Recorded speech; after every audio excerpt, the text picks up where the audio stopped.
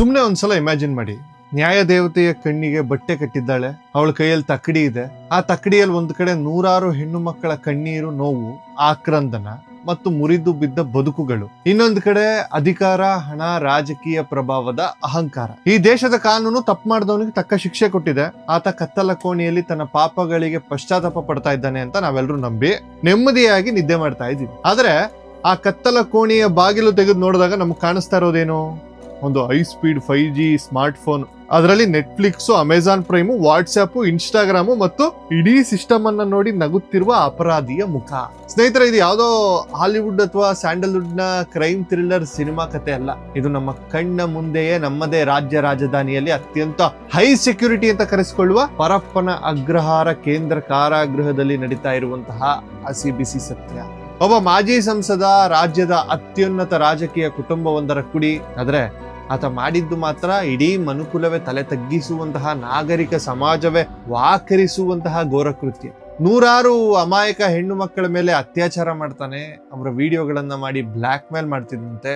ಇದೆಲ್ಲವೂ ಜಗಜ್ಜಾಹಿರವಾಗಿ ಆತ ವಿದೇಶಕ್ಕೆ ಪರಾರಿಯಾಗಿ ಕೊನೆಗೂ ಕಾನೂನಿನ ಕುಣಿಕೆಯಿಂದ ಸಿಕ್ಕಿಬಿದ್ದು ಜೀವಾವಧಿ ಶಿಕ್ಷೆಗೆ ಗುರಿಯಾದಾಗ ಸಮಾಜಕ್ಕೊಂದು ಸಣ್ಣ ಸಮಾಧಾನ ಆಯ್ತ್ರಿ. ಹೌದು, ನಮ್ಮ ದೇಶದಲ್ಲಿ ಕಾನೂನು ಬದುಕಿದೆ, ಎಷ್ಟೇ ದೊಡ್ಡವನಾದ್ರೂ ತಪ್ಪು ಮಾಡಿದ್ರೆ ಶಿಕ್ಷೆ ಕಟ್ಟಿಟ್ಟ ಬುತ್ತಿ ಅಂತ ಸಾಮಾನ್ಯ ಜನರು ಅನ್ಕೊಂಡ್ರು. ಆದ್ರೆ ಆ ನಂಬಿಕೆ ಎಷ್ಟು ಟೊಳ್ಳು ಎನ್ನುವುದು ಈಗ ಮತ್ತೆ ಸಾಬೀತಾಗಿದೆ. ಆಗಸ್ಟ್ 11ನೇ ತಾರೀಕು ಜೈಲಿನ ಆಡಳಿತದಲ್ಲಿ ಏನೋ ಸರಿ ಇಲ್ಲ, ಅಲ್ಲಿನ ವ್ಯವಸ್ಥೆ ಹದಗೆಟ್ಟಿದೆ ಎಂಬ ಸುಳಿವು ಗೃಹ ಸಚಿವರಾದಂತಹ ಪುಣ್ಯಾತ್ಮ ಪ್ರಿಯಾಂಕರ್ಗೆ ಅವ್ರಿಗೆ ಗೊತ್ತಾಗುತ್ತೆ. ದಿಢೀರನೆ ದಾಳಿಗೆ ಆದೇಶ ಮಾಡಿದ್ರಂತೆ. 100 ಜನ ಸಿಸಿಬಿ ಪೊಲೀಸರ ತಂಡವೊಂದು ಯಾವುದೇ ಮುನ್ಸೂಚನೆ ನೀಡದೆ ಪರಪ್ಪನ ಅಗ್ರಹಾರದ ಮೇಲೆ ಹೋಗ್ತಾರೆ. ಭದ್ರತಾ ವಿಭಾಗದ 3 ಮೊದಲ ಮಹಡಿ, ಕೊಠಡಿ ಸಂಖ್ಯೆ 4. ಇದು ಸಾಮಾನ್ಯ ಕೈದಿಗಳು ಇರುವ ಜಾಗವಲ್ಲ, VIP ಹೈ ಪ್ರೊಫೈಲ್ ಆರೋಪಿಗಳು ಇರುವ ಸೆಲ್. ಪೊಲೀಸರು ಆ ಬ್ಯಾರಕ್ನ ಮೂಲೆಯನ್ನು ಜಾಲಾಡ್ತಾರೆ. ಅಲ್ಲಿ ಸಿಕ್ಕ ವಸ್ತುಗಳು ನೋಡಿ ಸ್ವತಃ ಪೊಲೀಸರೇ ಬೆಚ್ಚಿ ಬೀಳ್ತಾರೆ. ಅಲ್ಲಿ ಸಿಕ್ಕಿದ್ದು ಒಂದು ತಿಳಿ ನೀಲಿ ಬಣ್ಣದ ರೆಡ್ಮಿ 5G ಮೊಬೈಲ್ ಫೋನ್, ಒಂದು ಫಾಸ್ಟ್ ಚಾರ್ಜರ್, ಒಂದು ಕಪ್ಪು ಬಣ್ಣದ ಸ್ಯಾಂಡಿಸ್ಕ್ ಪೆನ್ ಡ್ರೈವ್ ಮತ್ತು ಒಂದು ಪಾಕೆಟ್ ಡೈರಿ. ಸ್ವಲ್ಪ ಯೋಚನೆ ಮಾಡಿ, ಒಂದು ಜೈಲಿನೊಳಗೆ ಒಂದು ಸಣ್ಣ ಸೂಜಿ ಹೋಗಬೇಕಾದ್ರೂ 10 ಕಡೆ ತಪಾಸಣೆ ಆಗಬೇಕು. ಮೆಟಲ್ ಡಿಟೆಕ್ಟರ್ಗಳು, CCTV ಕ್ಯಾಮ್ರಾಗಳು, ಹದ್ದಿನ ಕಣ್ಣಿಡಬೇಕಾದ ವಾರ್ಡನ್ಗಳು, ಇಷ್ಟೆಲ್ಲಾ ಭದ್ರತೆಯ ಕೋಟೆಯನ್ನ ಭೇದಿಸಿ ಒಂದು ಸ್ಮಾರ್ಟ್ ಫೋನ್, ಅದರ ಚಾರ್ಜರ್, ಒಂದು ಪೆನ್ ಡ್ರೈವ್ ಆ VIP ಸೆಲ್ನೊಳಗೆ ಹೇಗೆ ಹೋಯ್ತು? ಯಾರ ಕಣ್ಣಿಗೂ ಬೀಳದೆ ಇದು ಹೋಗಕ್ ಸಾಧ್ಯನಾ? ಖಂಡಿತ ಇಲ್ಲ. ಇದು ಕೇವಲ ಭದ್ರತಾ ಲೋಪವಲ್ಲ, ಇದು ವ್ಯವಸ್ಥೆ ಮತ್ತು ಅಪರಾಧಿಗಳ ನಡುವಿನ ನಾಚಿಕೆಗೇಡಿನ ಹೊಂದಾಣಿಕೆ. ಆಯ್ತೇನಪ್ಪ, ಇದೊಂದೇ ಇದಿರೋದ, ಇನ್ ಯಾರಿಗೂ ಆಗೇ ಇಲ್ವಾ? ಇತ್ತೀಚೆಗೆ ನಾವು ಮಾತಾಡಿದ್ವಲ್ಲ, 22 ಹೆಣ್ಮಕ್ಳು ಲೈಫ್ ಹಾಳು ಮಾಡಿದಂತಹ ಉಮೇಶ್ ರೆಡ್ಡಿ ಫೋನಲ್ಲಿ ಕುತ್ಕೊಂಡು ಮಾತಾಡ್ತಿರೋದನ್ನ ನಾವು ನೋಡಿದ್ವಿ. ನಮ್ಮ ಸಮಾಜ ಅದನ್ನೂ ಅರಗಿಸ್ಕೊಳ್ತು. ಈ ವಿಚಾರಕ್ಕೆ ಬಂದ್ಬೋಣ. ಇನ್ನು ಆ ಮೊಬೈಲ್ ಫೋನ್ ನಲ್ಲಿ ಏನಿತ್ತು? ಇಂಟರ್ನೆಟ್ ಸಂಪರ್ಕ, ವಾಟ್ಸಾಪ್, ಫೇಸ್ಬುಕ್, ಅಷ್ಟೇ ಅಲ್ಲ, ಟೈಮ್ ಪಾಸ್ ಮಾಡೋಕೆ Netflix, Amazon Prime.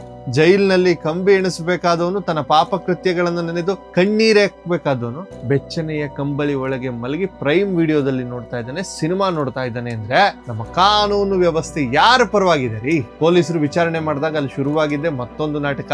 Prajwal ರೇವಣ್ಣನ ಜೊತೆಗಿದ್ದ Pratap Rai ಎಂಬ ವಿಚಾರಣಾಧೀನ ಕೈದಿ ಆ ಮೊಬೈಲು, ಚಾರ್ಜರ್, ಪೆನ್ ಡ್ರೈವ್ ಎಲ್ಲವೂ ನಂದೇ ಸರ್, ನಾನು ನನ್ನ ವಕೀಲರು, ಸಂಬಂಧಿಕರ ಜೊತೆ ಮಾತಾಡೋಕೆ ಇಟ್ಕೊಂಡಿದ್ದೆ. ಪ್ರಜ್ವಲ್ ಕೇವಲ ಆ ಡೈರಿ ಮಾತ್ರ ಇಟ್ಕೊಂಡಿದ್ದ. ಕೆಲವೊಮ್ಮೆ ನನ್ನ ಫೋನ್ ಇಸ್ಕೊಂಡು ಅವನೂ ವಕೀಲರಿಗೆ ಕಾಲ್ ಮಾಡ್ತಿದ್ದ ಅಂತ ಹೇಳಿಕೆ ಕೊಡ್ತಾನೆ. ರಾಮ, ಅಲ್ಲ ರೀ, ಈ ಮನುಷ್ಯನಿಗೆ ಜೀವಾವಧಿ ಶಿಕ್ಷೆ ಆಗಿದೆ. ಅವ್ನು ಹಾಕೊಂಡಿದ್ದು ಬಟ್ಟೆ ನೋಡಿದ್ರ ವಿಡಿಯೋದಲ್ಲಿ? ಒಂದ್ಸಲ ವಿಡಿಯೋ ಕರೆಕ್ಟ್ ಆಗಿ ನೋಡ್ಕೊಂಡ್ ಬನ್ನಿ ನೀವು.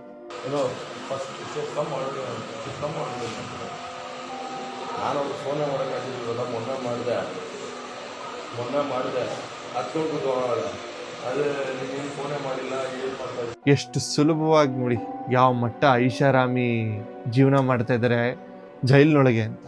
ಆಮೇಲೆ ಇನ್ನೊಂದು, ಎಷ್ಟು ಸುಲಭವಾಗಿ ಕತೆ ಕಟ್ತಾರೆ ನೋಡ್ರಿ. ತಿಂಗಳಗಟ್ಲೆ ಜೈಲಿನೊಳಗೆ ಆ ಸಿಮ್ ಆಕ್ಟಿವ್ ಆಗಿರುತ್ತೆ, ಒಳಗಡೆ ಮೊಬೈಲ್ ಜಾಮರ್ಗಳಿರ್ತವೆ ಅನ್ನೋದು ಎಲ್ಲರಿಗೂ ಗೊತ್ತು. ಆದ್ರೆ VIP ಸೆಲ್ ಹತ್ರ ಮಾತ್ರ ಆ ಜಾಮರ್ಗಳು ಯಾಕೆ ಕೆಲಸ ಮಾಡಲ್ಲ? ಅಥವಾ ಅವುಗಳನ್ನು ಬೇಕಂತಲೇ ಆ ಸ್ವಿಚ್ ಆಫ್ ಏನಾರು ಮಾಡಲಾಗಿರುತ್ತಾ? ಗೊತ್ತಿಲ್ಲ. ಇಷ್ಟೆಲ್ಲ ನಡಿಬೇಕಾದ್ರೆ ಜೈಲಿನ ಅಧಿಕಾರಿಗಳ ಕುಮ್ಮಕ್ಕು ಇಲ್ಲದೆ ಸಾಧ್ಯ ಏನ್ರಿ ಇದೆಲ್ಲ? ದಾಳಿ ನಡೆಯುವ ಮುನ್ನವೇ ಇವ್ರಿಗೆ ಮುನ್ಸೂಚನೆ ಸಿಕ್ಕಿತ್ತ? ಆ ಪೆನ್ ಡ್ರೈವ್ ನಲ್ಲಿ ಏನಿದೆ?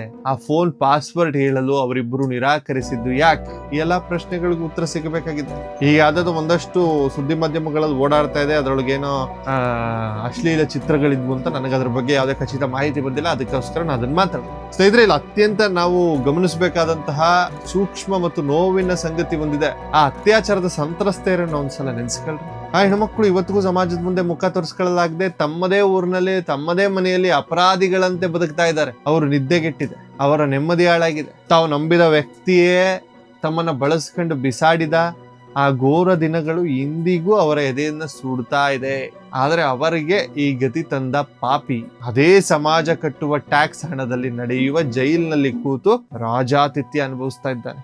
ಇದು ಸಮಾಜಕ್ಕೆ ನಾವು ಕೊಡ್ತಿರುವ ಸಂದೇಶವಾದ್ರೇನು? ನಿಮ್ ಬಳಿ ದುಡ್ಡಿದ್ರೆ, ಅಧಿಕಾರವಿದ್ರೆ, ನೀನ್ ಎಂತದ್ದೇ ನೀಚ ಕೆಲಸ ಮಾಡಿದ್ರು ಈ ವ್ಯವಸ್ಥೆ ನಿನ್ನನ್ನು ಕಾಪಾಡುತ್ತದೆ ಅಂತನ?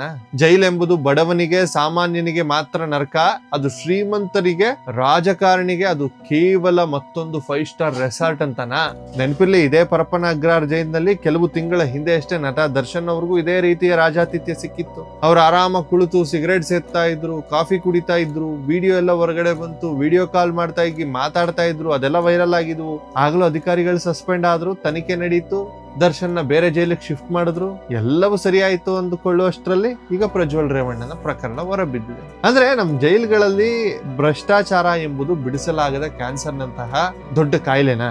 ಇಬ್ಬರು ಅಧಿಕಾರಿಗಳನ್ನ ಸಸ್ಪೆಂಡ್ ಮಾಡಿದ ತಕ್ಷಣ ರೋಗ ಬಾಸಿಯಾಗೋದೆಲ್ಲ ಬರ್ದಿಟ್ಕೊಳ್ಳಿ. ಗೃಹ ಸಚಿವರು ಕಠಿಣ ಕ್ರಮದ ಎಚ್ಚರಿಕೆಯನ್ನು ನೀಡಿದ್ದಾರೆ, ಇಡೀ ಡಿಜಿಟಲ್ ಮೂಲಸೌಕರ್ಯದ ಆಡಿಟ್ ಮಾಡಲು ಆದೇಶಿಸಿದ್ದಾರಂತೆ. ಓಕೆ, ಸ್ವಾಗತಾರ್ಹ.